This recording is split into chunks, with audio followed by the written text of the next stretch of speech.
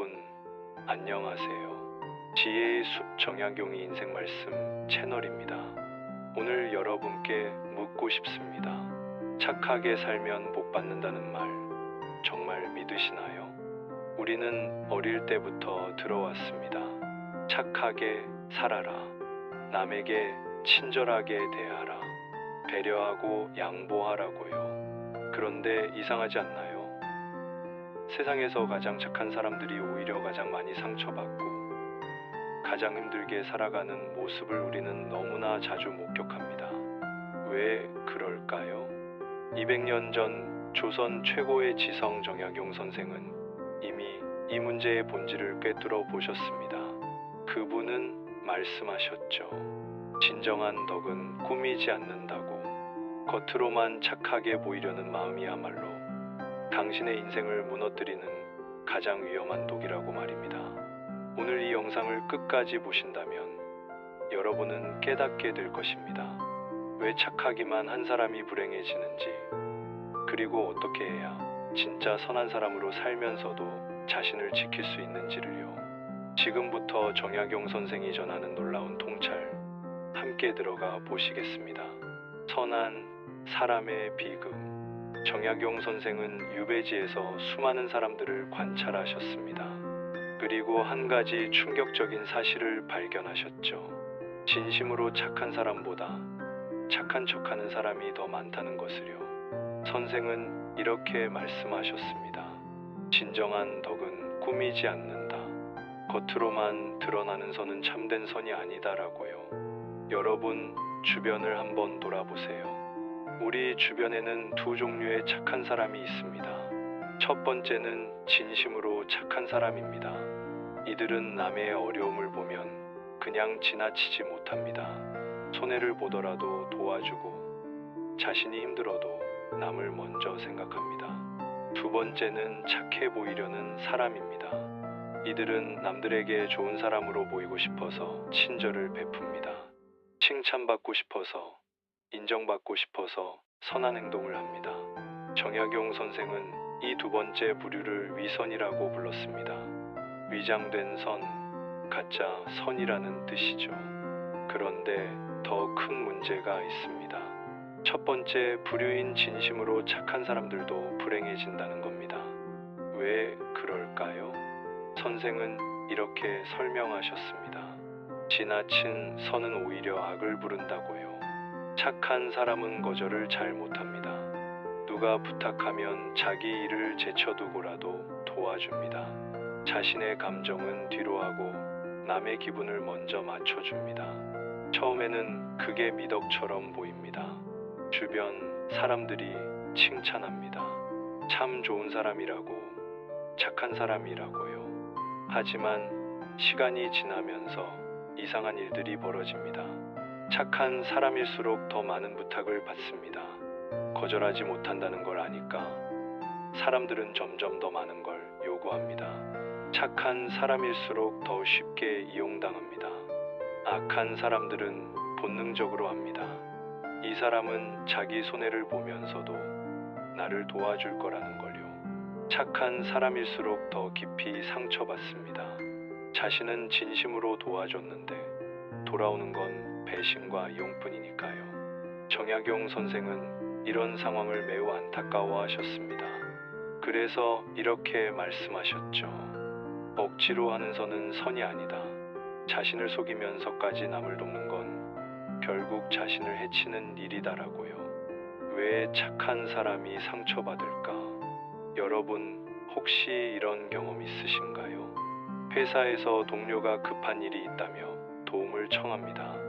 여러분은 자기 일을 미루고 밤늦게까지 도와줍니다. 그런데 정작 여러분이 어려울 때 그 동료는 모르는 척합니다.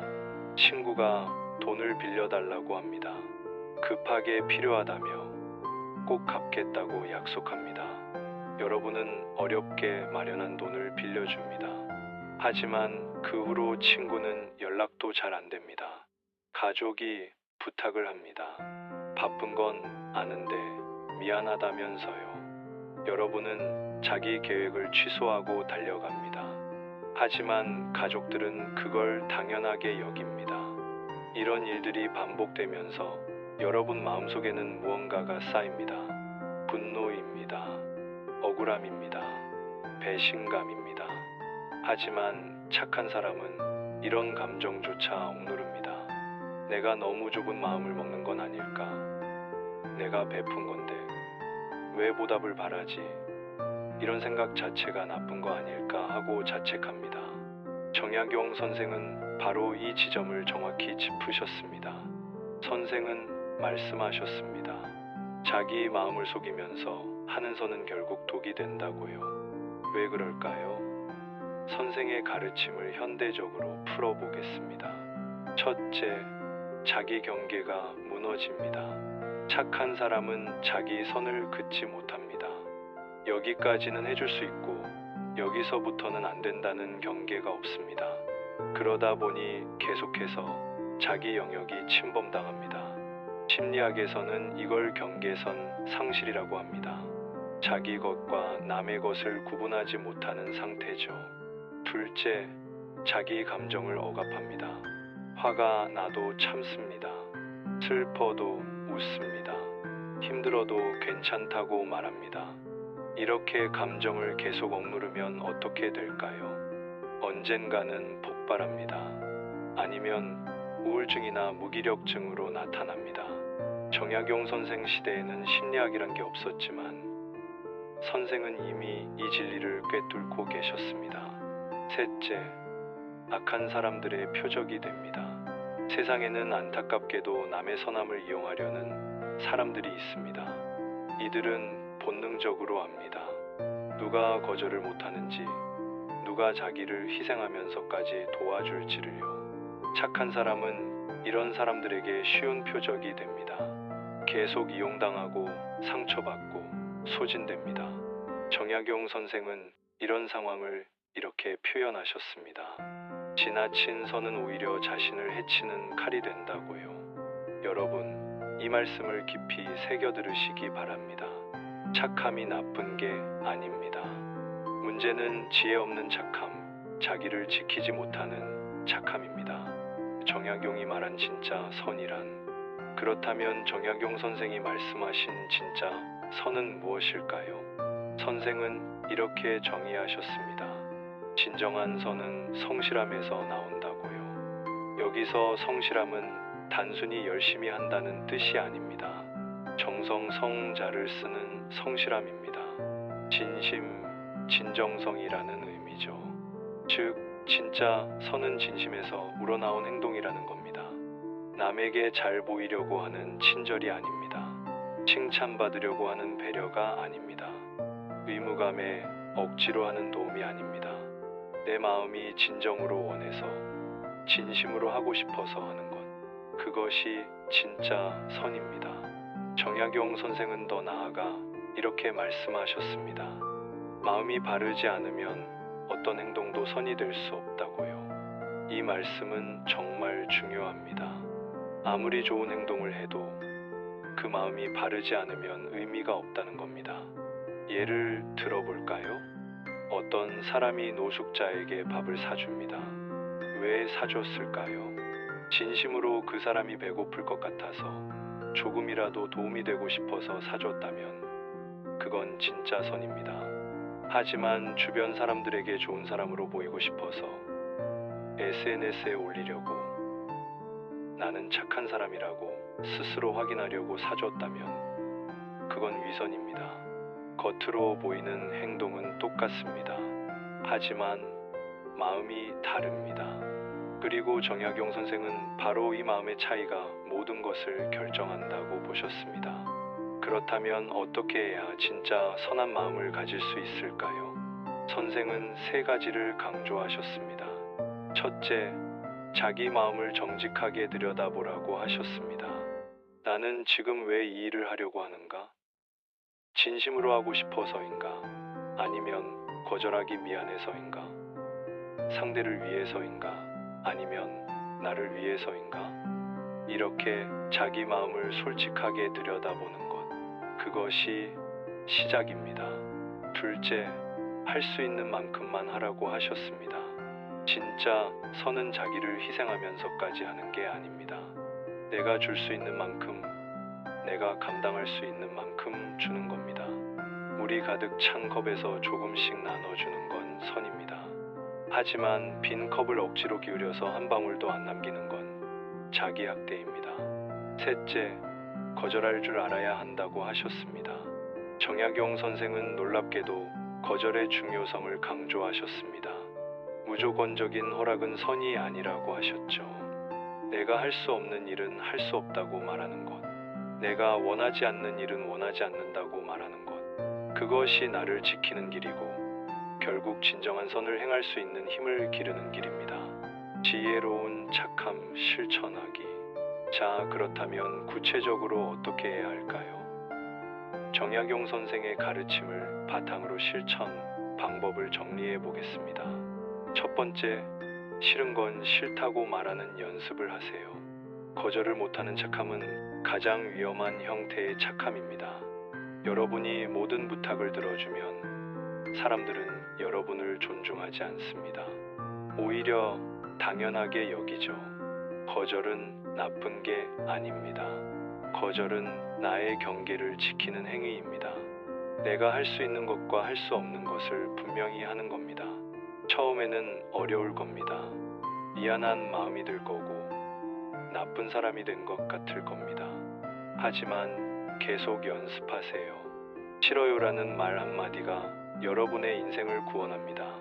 두 번째, 도움을 줄 때 명확한 기준을 세우세요. 정약용 선생은 선에도 원칙이 있어야 한다고 하셨습니다. 무분별한 선은 오히려 해가 된다고요. 예를 들어 이런 기준을 세울 수 있습니다.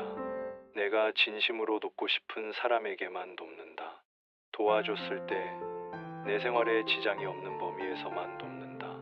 한 번 도와줬는데 배신당했다면 다시는 돕지 않는다. 냉정해 보이나요? 아닙니다.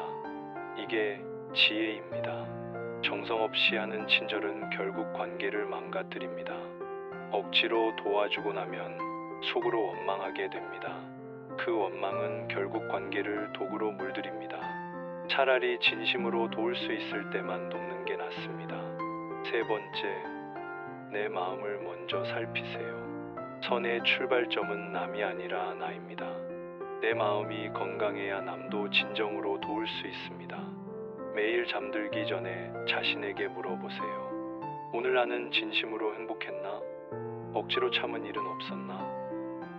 내가 정말 원해서 한 일은 무엇이고 마지못해 한 일은 무엇인가? 이렇게 자기 마음을 살피다 보면 점점 자기 목소리가 분명해집니다. 진짜 나와 가짜 나를 구분할 수 있게 됩니다. 착한 사람이 아니라 강한 사람이 되세요. 정약용 선생은 이렇게 말씀하셨습니다. 진정으로 선한 사람은 강한 사람이라고요. 강하다는 게 무슨 뜻일까요? 거칠고 공격적이라는 뜻이 아닙니다. 자기를 지킬 줄 아는 것, 부당한 대우에 맞설 수 있는 것, 필요할 때 노라고 말할 수 있는 것, 그것이 진짜 강함입니다. 약한 착함은 세상에 이용당합니다. 하지만 강한 착함은 세상을 변화시킵니다. 여러분이 되어야 할 사람은 착하기만 한 사람이 아닙니다. 지혜롭고 강하면서도 따뜻한 사람입니다. 진짜 나를 사랑하는 법을 배우세요. 많은 착한 사람들이 자기 자신을 사랑하지 못합니다. 오히려 자기를 혐오합니다. 내가 충분히 착하지 못하다고, 더 많이 베풀어야 한다고 자책합니다. 하지만 정약용 선생은 이렇게 말씀하셨습니다. 자신을 사랑하지 못하는 사람은 남도 진정으로 사랑할 수 없다고요. 나를 소중히 여기는 것, 내 행복을 우선시하는 것, 그것이 이기심이 아닙니다. 그것이 건강한 사랑의 출발점입니다. 자기를 사랑하는 사람은 자기를 희생하지 않습니다. 대신 건강한 방식으로 남과 함께 행복해지는 길을 찾습니다. 여러분, 오늘 긴 시간 함께 해주셔서 정말 감사합니다. 오늘 우리는 정약용 선생의 지혜를 통해 중요한 진실을 배웠습니다. 착하게 사는 것은 좋습니다. 하지만 지혜 없이 착하기만 하면 불행해집니다. 진짜 선은 자기를 희생하는 게 아닙니다.